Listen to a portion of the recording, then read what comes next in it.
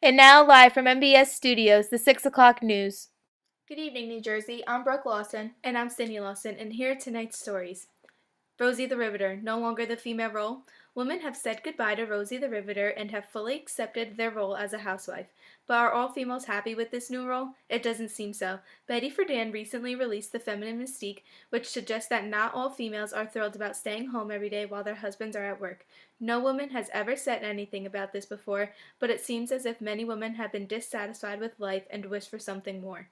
To some women, getting married, having children, and taking care of the house is exactly what they have hoped to achieve in life. Other women find themselves asking the question, is this all? According to Friedan, women must speak up against this prejudice if they ever hope of doing something more with their lives. She believes that people need to realize that women will not fully achieve full equality in America until they are seen as something more than just a housewife. Our next topic is TVs and their effects on America. Thought you've seen it all? There's something new out there and it's sweeping across America. TVs are the newest new products and almost everyone has one. With this, a new question rises. Is it destroying or benefiting our country? Many people are not questioning the effect of television on not only themselves, but children as well. Some parents have been concerned with the education of their children because they have become so consumed with television that studying has been pushed to the back burner. Other parents are concerned that the content displayed on television is turning their children's minds to shame. On the other hand, parents believe that television has prevented their children from engaging in inappropriate behavior. It is also said that television has brought families together in a positive way. And now here's Miranda with an update on the National Interstate and Defense Highway Act. Thanks, Sydney. Earlier this week, on May 16th, the Secretary of Treasury, George M. Humphrey, testified before the House Subcommittee on Roads and made a proposal for federal construction of interstate highways. His proposal became the National Interstate and Defense Highway Act of 1956. This act will be handled in a highway trust fund that will cover 90% of highway construction costs.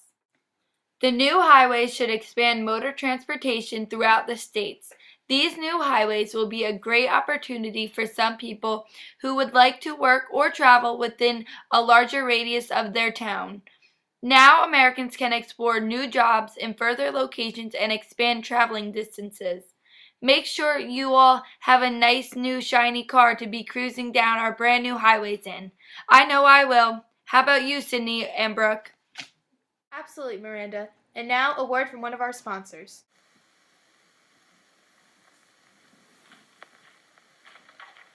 Hi, Oh, hi, honey. that's my man, the fellow who invented do-it-yourself. Or maybe it just seems that way.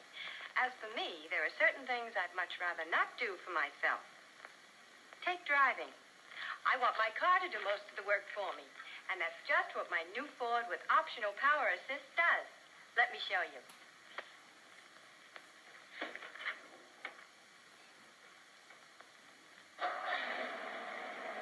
Remember when parking was so much trouble? Well, with Ford's Master Guide power steering, all turning is as easy as this. Nothing to it. Here's something that's exclusive to Ford in its field. A four-way power seat.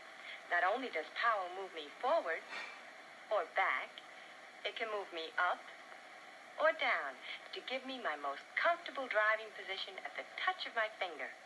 And with another touch here, I can raise or lower all four windows without moving from my seat.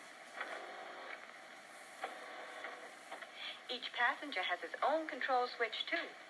I also have Ford's Swift Sure power brakes, which reduce pedal pressure up to 1/3. And Ford-O-Matic Drive, the smoothest, most versatile automatic transmission of them all. See what I mean about my Ford doing most of my work for me? It's the one car designed with a woman in mind. In other news, William Levitt has taken over 1,200 acres of farmland and has begun building identical houses, creating a modern suburbia.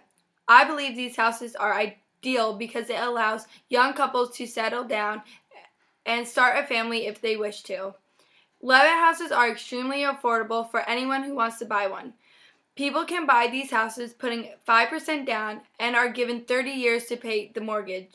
Veterans looking to purchase a house can put down no money and pay in installments of $56 a month. This is a great opportunity for returning soldiers to come back and return to a normal lifestyle. By buying one of these new homes, they are given a fresh start. These houses are the next big thing for average American families. In my opinion, these houses are terrific. I just bought one myself and it's great. The living space is completely functional with my family of 4. The community is family-oriented and just a wonderful place to be. I highly recommend moving in here. And now I'm joined here with the star of the hit sitcoms Leave It to Beaver, Miss June Cleaver herself, Barbara Billingsley. Hi, how are you, Barbara? Good, how are you? I'm great. Miss Billingsley, how does it feel to be the star of such a popular sitcom watched by thousands of Americans every day? You would think the fame would have gotten to my head. It's been amazing to work with such a wonderful cast. Acting seems to be all that I'm good at besides cooking and cleaning the house. And you're certainly talented at what you do. So, Barbara, your character June Cleaver seems to be the one in the house who holds down the fort and keeps everything in check. Are you like a June in your own home? Absolutely. You know, I've grown to think that June Cleaver is more than just a character I play. Sometimes, I don't know when the acting begins and when it ends. I think my character as June Cleaver is seen as a woman who is weakish, however, she is the love in the family. June Cleaver sets a good example of what a good housewife should be, and I take the example she sets for American women and put them to use. And a very smart, strong woman at that.